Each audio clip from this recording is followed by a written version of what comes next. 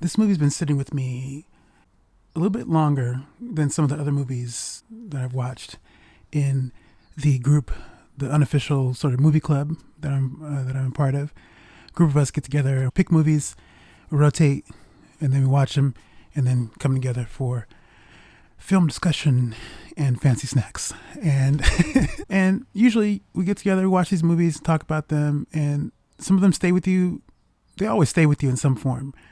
And then I find that other movies stick with me a lot longer and shift and evolve as I continue to think about them. And in fact, they keep talking to me. The films talk to me, and so I keep thinking about them, and new things come up. And I figured, oh, what the heck, this was going to be one to talk about on the channel as a break for this week's spooky season reviews. So prepare yourself as we unpack today's film, The Assessment. You know what time it is.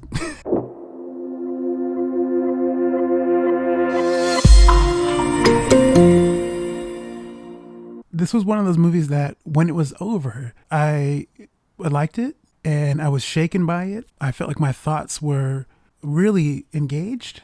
I was really mulling it over. And the more I thought about it, the more I liked it. And, I started doing research to try to figure out who else was talking about this movie.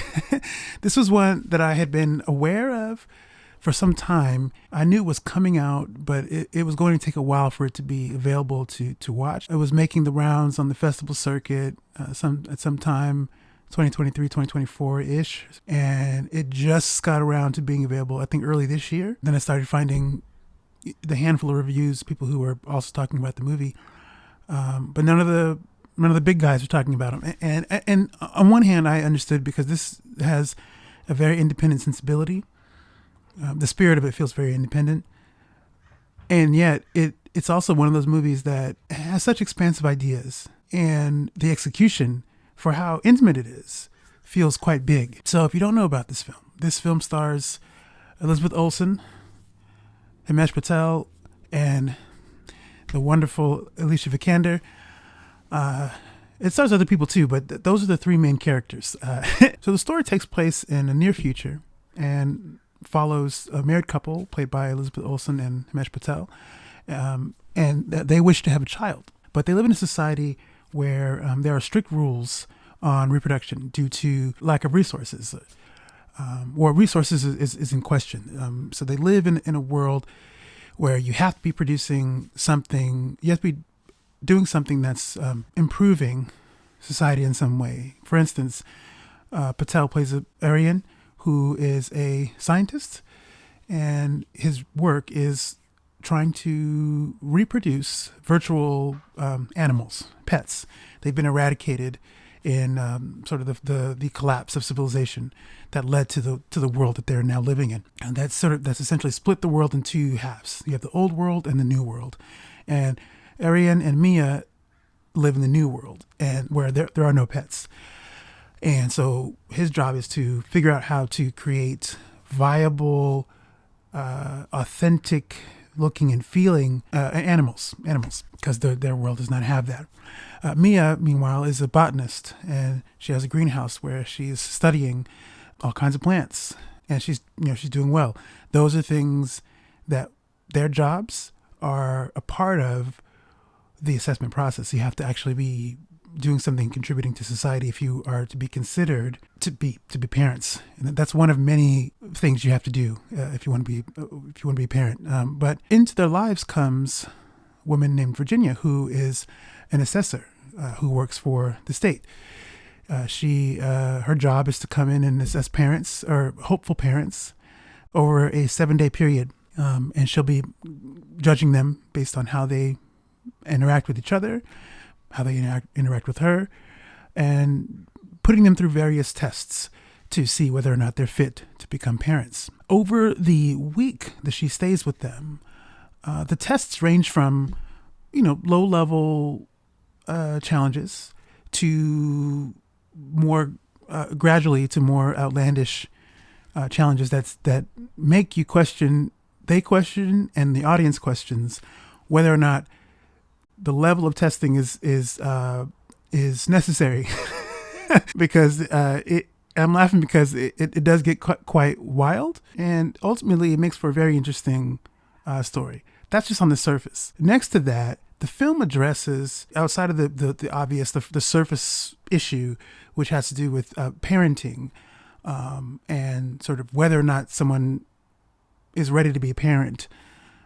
Deals with population control, this notion of resources being depleted. It deals with, essentially humans taking for granted what we have, resulting in, battles, destruction, and ultimately separation of, half of the world, people who wish to live in the new world, and people who are exiled into the old world, which is not a good world. We don't see too much of it, but we understand that, it's probably toxic. It's probably doesn't have a lot of resources. People are scrounging for scraps. But what's hopeful about it is that people are surviving. And I think ultimately, as crazy as the movie is and how heavy parts of it can feel, it does leave you with a sense of hope.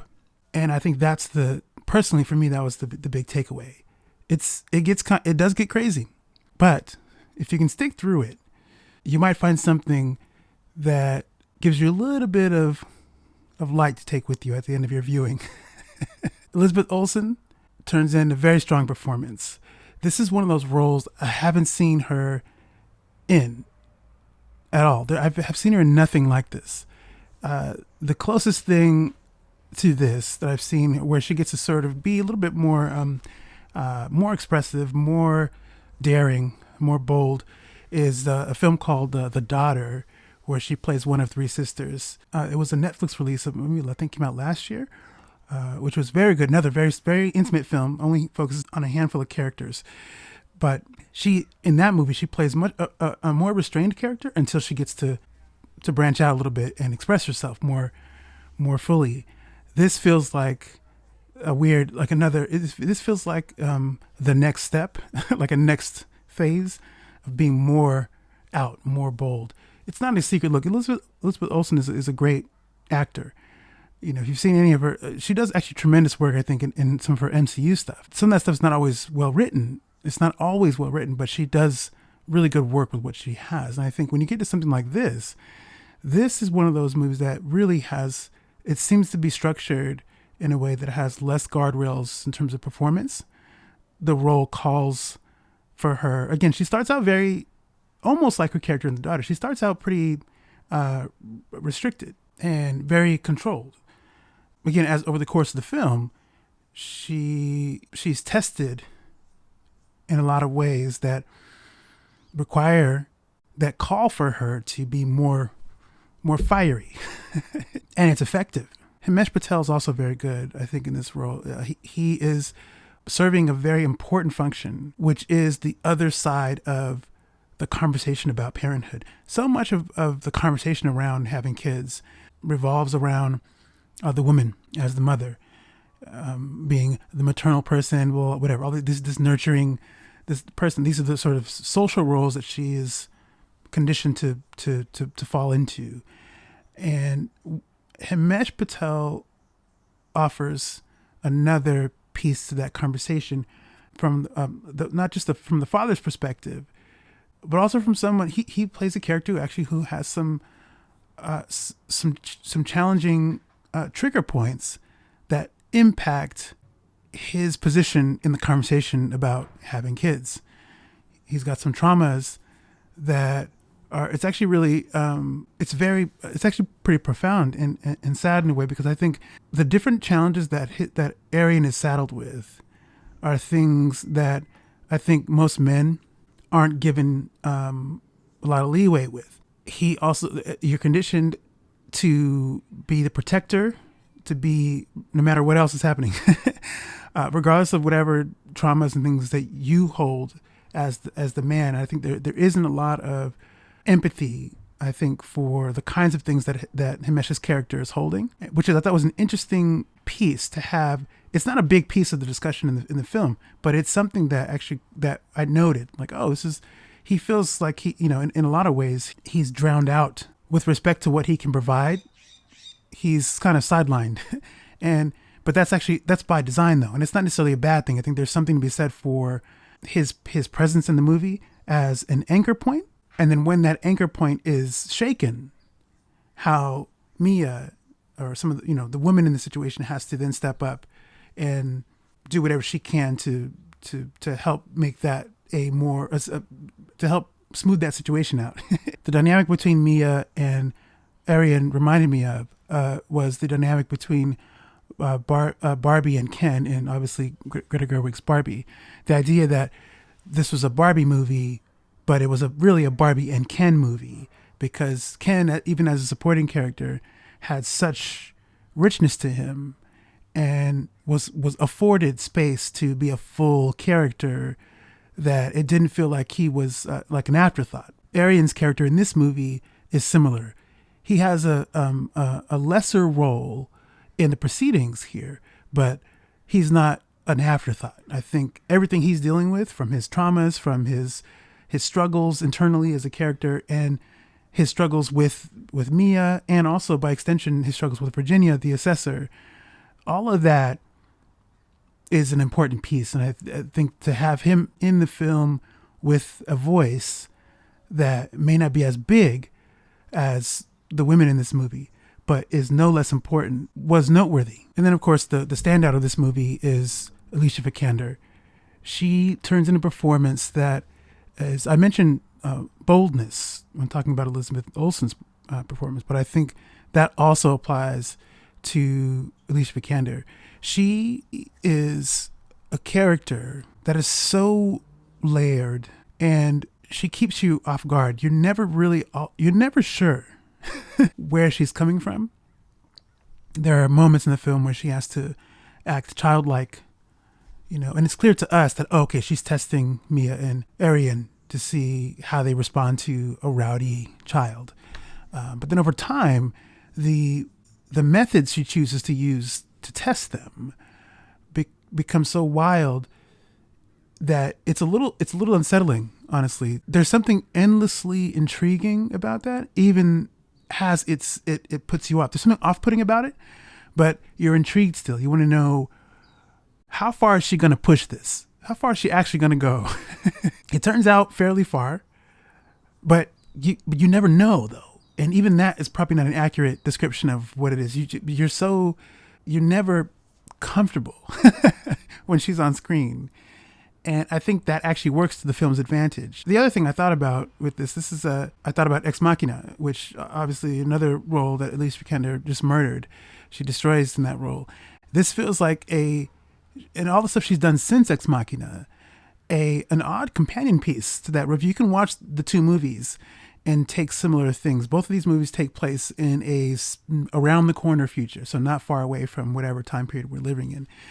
And in both of those movies, she plays characters who are very precise in their movements. She plays characters that keep you questioning about their motives and what their end game is. And both of those films actually also deal with some level of a philosophical conversation about artificial intelligence, like the ethics involved in artificial intelligence, and this film dealing with the conversation about population control and resources and longevity and sterility. Like also the people who live in the new world are blessed with long life in the form of a pill that also makes them sterile. So you have all these resources and technology and everything that keeps you healthy and helps you stay alive longer.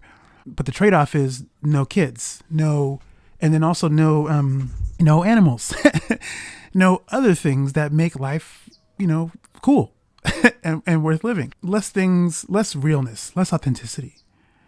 So it's interesting to think about those two movies. We're thinking about what's real. Is Ava a real human?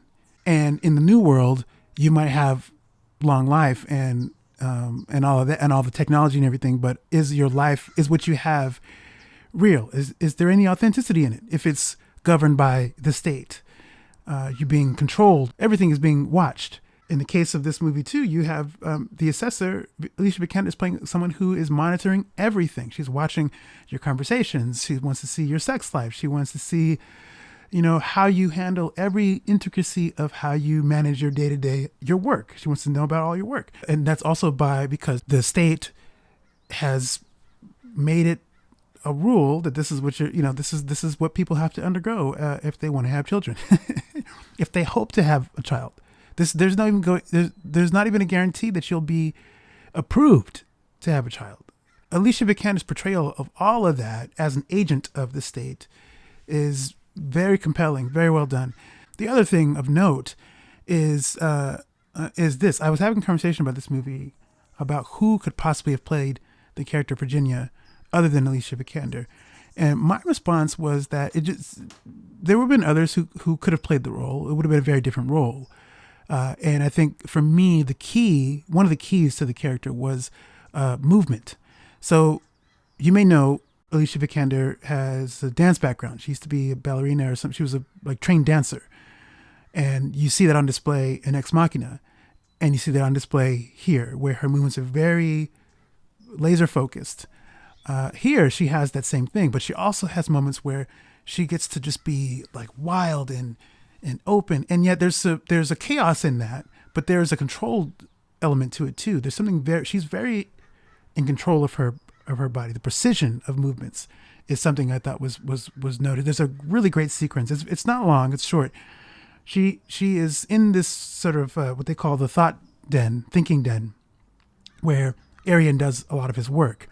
And it's this massive sort of, empty room of like dust and stuff. And she's in there just putting on this performance. She's messing things up, but it's not cool, but it's cool.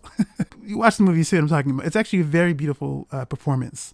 There's something that's really, I don't know what she had to do to get to that place to perform that. If she had to choreograph it, how many takes they did to get the movements just as we saw them. But there's something that I thought that really elevated the performance. And I don't know that would have been like that if Alicia Vikander did not have a dance background. I think you see that also in other parts of the movie. When she's just moving around doing other things, her body's in these different positions and she's doing these different contortions and things like kids do. But there's something about it that felt very dancerly. Kids do stuff and it can be like a dance too. Sometimes kids make up dances when they're just moving and it becomes a dance. There was no way that was written into the script. I don't think they knew. But I think as an artist too, whatever else she could have provided for the role to elevate it, aside from her ability to act, is a win. And her dance background is key, I think, to this performance. From a writing perspective, I thought the script was very strong. It's written by Mrs. and Mr. Thomas. I thought it was interesting that they're credited as Mrs. and Mr. Thomas, which to me says like the package of the film. Yes, there's male involvement, but the package is decidedly female. Directed by first-time director Fleur Fortune. I'm sure she's done some short films before, but this was her first feature. And I thought also that's interesting that I think this was a first feature for a lot of the people behind the scenes.